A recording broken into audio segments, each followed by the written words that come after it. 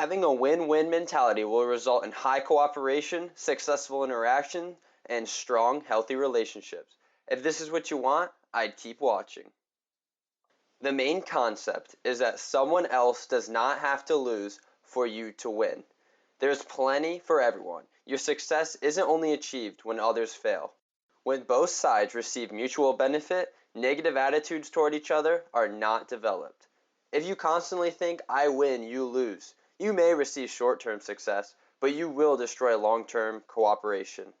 With a win-win mentality, you create synergy with others. You both benefit more when you are in cooperation rather than in competition. You must always seek both parties to have mutual benefit in interactions, agreements, and solutions. The win-win mentality is an act of leadership. It requires vision, proactivity, and strong principles of security, guidance, and wisdom. This way of leadership and thinking involves mutual learning, influence, and benefits. There are 5 dimensions of the win-win mentality that you have to master to execute it well. It all starts with your character. You have to be a high-integrity person. You must be willing to be proactive and solution-seeking. You have to have the ability to make and keep commitments. You must have a high level of maturity. This is the balance of courage and consideration. If you don't have high courage, you will often end in a lose-win situation.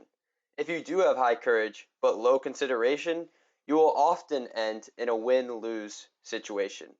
If you have both high courage and consideration, you will consider both sides well and have the courage to make a solution that benefits everyone. You must also master the abundance mentality.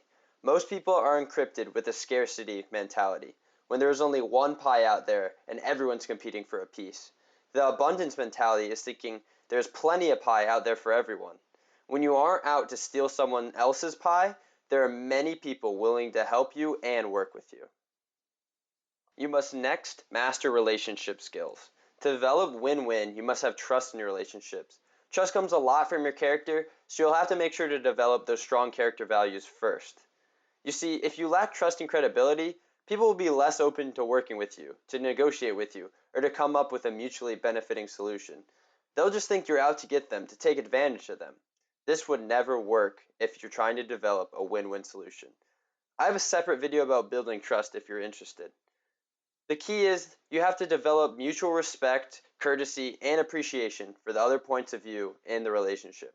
When you both trust and respect each other, both sides are more proactive in finding the best solution. Our next step is to focus on our agreements. In your agreements, make these 5 elements very obvious and clear. Number 1, your desired results. What is to be done and when? Number 2, guidelines. How will it be completed? Number 3, resources. Identify all resources available to reach the results. Number 4, accountability.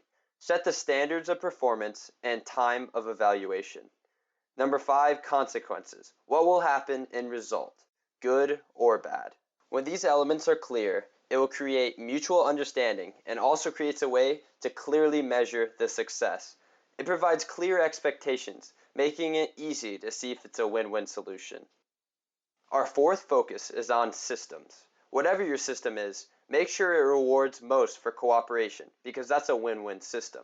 And make sure it rewards less for competition, because that's a win-lose system. Our final focus is on the processes of the win-win solution. A win-win solution goes through this 4-step process. First, you must see the problem from their point of view and understand their wants, needs, and concerns. Secondly, identify the key issues and concerns involved, but not your position. Example, maybe a buyer or seller position. Third, determine the results that would make it an acceptable solution. Fourth, identify possible new options to achieve those results. And remember, if you can't find a win-win solution, the vast majority of the time, it may be best to take the no-deal route. This will ensure healthy long-term relationships, whether it be in business or your individual life. Thank you all so much for watching this video. If you did learn something valuable, I would really appreciate it if you left a like. Also, make sure to check out habit number 5, which is the next video in this series.